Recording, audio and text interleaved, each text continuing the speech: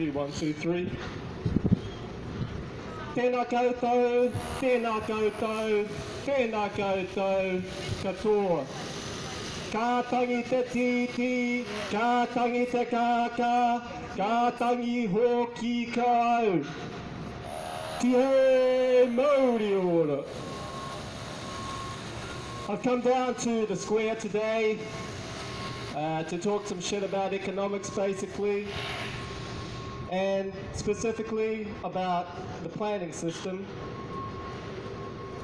We live in a planning system, but we're told that we live in a free market system. So we have all these false ideas about our environment, and we're making a lot of false moves. In the first half of 2020, between January and June, central government spent $50 billion, or they set aside $50 billion, $36 billion to be spent over 4 years, and that was the COVID response fund. That increased fiscal spending by about 20% of GDP in one go, and it went to all sorts of central government programs, over 200 of them, most of which you couldn't name or tell me what they're about. But it was a crisis, and about dealing with the crisis. It was the necessary cost of dealing with the crisis, to paraphrase the finance minister. You know, that sounds kind of familiar. Where have we heard that line before? I believe it was 1984. On that occasion, though, it was a currency crisis. Anybody remember that? I actually was only about 3 years old at the time, but I can read a book. And that's how we got into the Rogernomics trap. Rogernomics, this guy knows, Rogernomics was the necessary cost of dealing with the currency crisis. And it was a setup from the beginning, because as soon as they got their way with the devaluation, there was a chain of necessary reforms that would have to happen on the back of that, leading all the way to selling off the national assets to their corporate mates overseas, which is what they wanted to do from the beginning. And they made a killing off that, while New Zealand's hundreds of millions, or I guess billions of dollars poorer because of it. And the funny thing is, it's the same group of people making the economic decisions today that were behind Rogernomics. The same political faction, the Auckland elites. The Auckland elites control both... Oh, I'm in the middle of something here. Come back in 20 minutes or so. The Auckland elites. The Auckland elites control both the big parties. The two-party system is just a punch and judy show to distract us. I think a lot of people are starting to catch on to that now. Whether it's National or Labour, it's the same agenda and the same method of pushing the agenda forwards, which is never let a good crisis go to waste.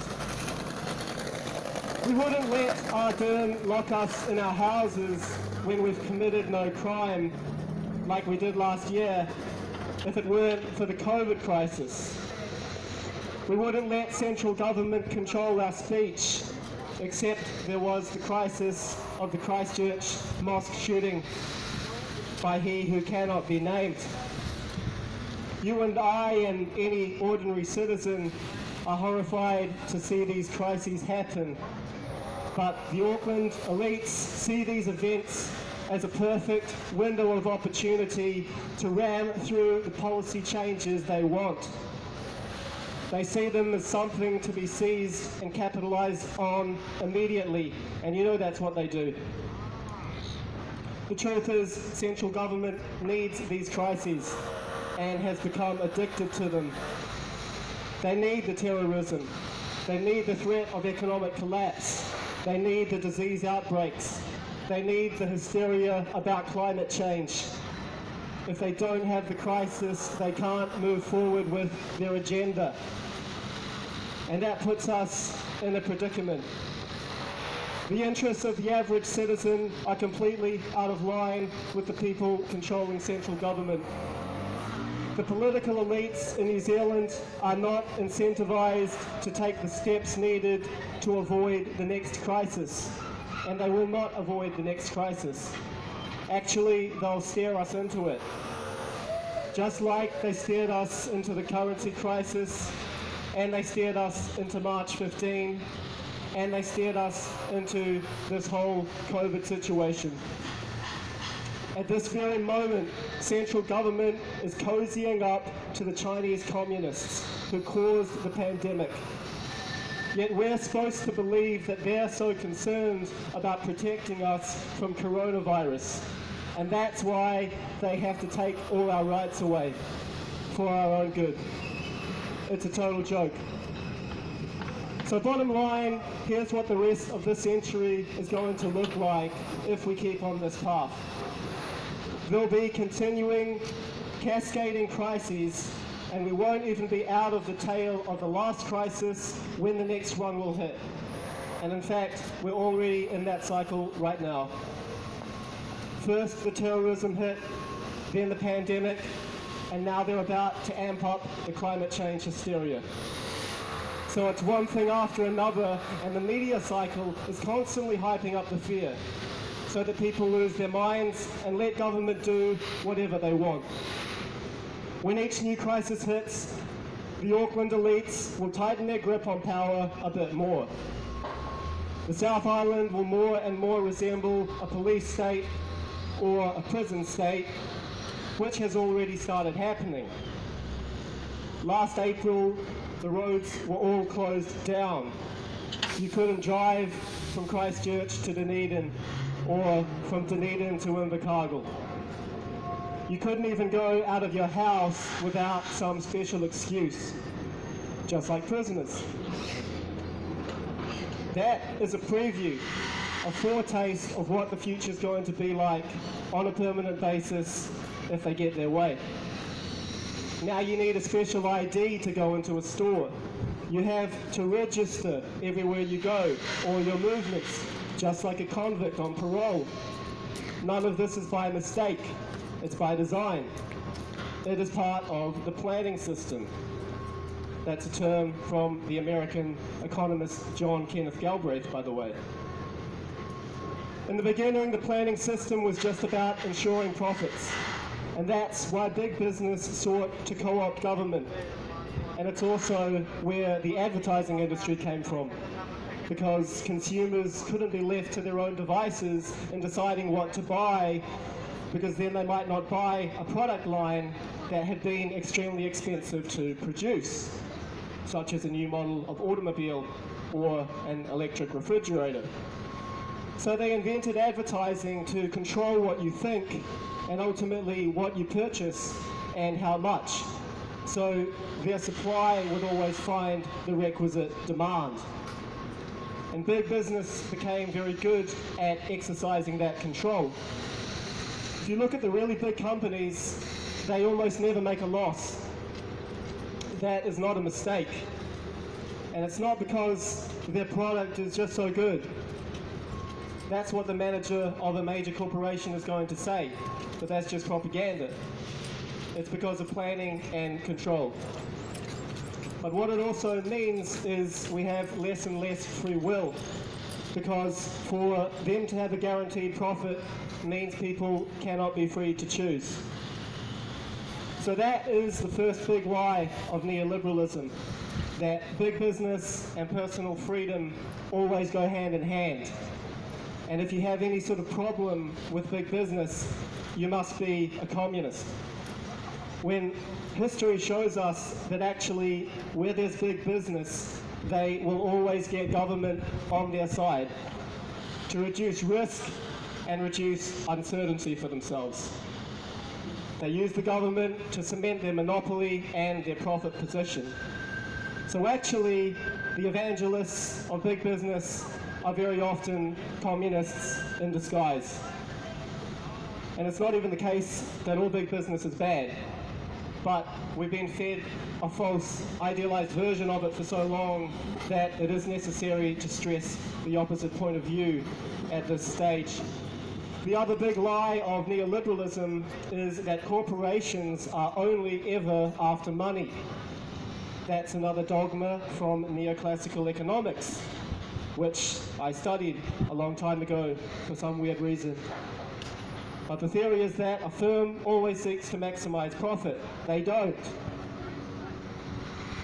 That point's become pretty obvious in the last few months with these woke corporations using their money and influence to push a political ideology in the States. But that was already going on before. It's just more obvious now. An organization with power invested in it and with humans at the helm can pursue money, and it can pursue any other range of goals that a human can conceive of. And that includes political goals. Facebook and Google and big tech have political and social agendas. In fact, social engineering programs, which are being implemented right now on millions of people, minute by minute, 24 hours a day, and obviously New Zealanders are included in that. What's really remarkable is these agendas are secret. Officially, those companies are just there to provide really useful services to us, because Google and Facebook are our friends, our big, powerful friends who are going to help us in every aspect of our lives out of the goodness of their heart, because they're so philanthropic. If there's nothing sinister about it, then why does the social agenda have to be hidden? Why can't they tell us about their vision of the ideal society that they're engineering us into? And why does mainstream media have to demonize you and call you a conspiracy theorist if you say anything outside of the establishment script? Methinks the lady doth protest too much. And we could talk about Qantas with their eugenics program, acting in concert with Communist China and Big Pharma to force people to take experimental medicine, or the GameStop debacle where the White House shut down stock trading to help out their banker buddies. The examples go on, and it's becoming extremely obvious. It's like they barely try to hide it anymore. They figure that people are so demoralized and brainwashed that they'll just go along with the talk about the emperor's shiny new clothes because they don't want to be cancelled. And they are right about that to an extent. At the same time, a lot of people are waking up to what's going on. Anyway, that's about as quick and dirty a boil down of the planning system I can do in this context. But the stage that we're at right now is that the predatory elites are gradually adjusting New Zealand's legal system to be like Communist China's, because that makes it easier for them to rule over us in an autocratic fashion, which is the plan. I don't bring up these dystopian developments just to bitch about them, but because the clearer idea you have of a problem, the better chance you have of getting on top of it. Roughly speaking, the first sign that I have here designates a problem that faces us, and the second one points to a possible solution. There are two major trends in New Zealand politics today. I've just talked about one of them, Auckland centralisation. The other is the South Island Renaissance. So what is the South Island Renaissance?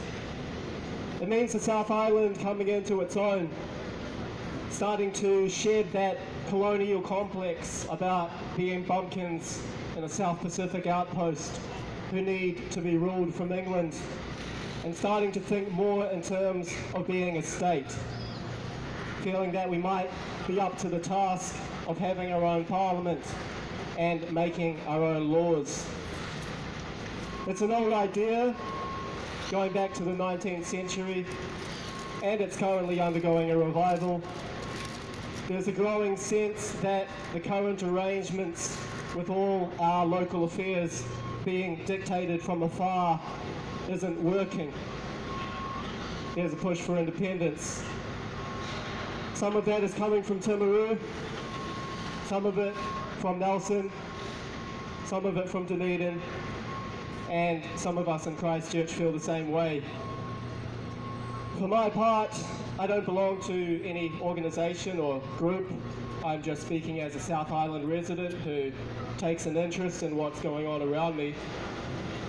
I personally think the South Island will become independent in this century, although it might not happen for a few decades. Some people might find that disappointing to hear, but the good news is it will happen, and we need to start preparing for that. You know, they say one door closes, another opens. I think the unitary state is defunct and on the way out, but at the same time, something new is coming into being. This brings me to my second sign here about the South Island Senate. I'm just floating some ideas here, but it seems to me that when the South Island becomes a republic, it will most likely be in the form of a federation, because the different regions have a strong independent spirit and will want to retain a maximum of autonomy within the Union. If you read the Federalist Papers, written by Alexander Hamilton and some of the other founding fathers of America, I realise there's a lingering sentiment of anti-Americanism in New Zealand still, although that's faded a lot in recent times. In any case, they had some good arguments for a bicameral government. New Zealand actually had an upper house of parliament at one time, but it was abolished in 1951. That aside, the idea is that representation in the lower house is tied to the population of each region. So the bigger proportion of the population is in each region, the more representatives they'd have. In the case of the South Island, if a Senate were set up today, Canterbury would have the most representatives, since we're the most populous region in the South Island. That would mean the voting would be weighted in favour of Canterbury, which obviously would tend to piss off Otago and Southland and the smaller provinces. They faced a similar issue when they were setting up their government in the US in the 18th century. And it's one of the reasons they decided to have an upper house. Because in the upper house, there's equal representation for each state, regardless of population. So that prevents the smaller states or provinces from becoming too marginalised. Let's say there'll be 2 senators from each region, meaning a total of 12, which doesn't sound like many, but after all, the Canterbury Provincial Council only had 12 members in the beginning, if I have my history correct.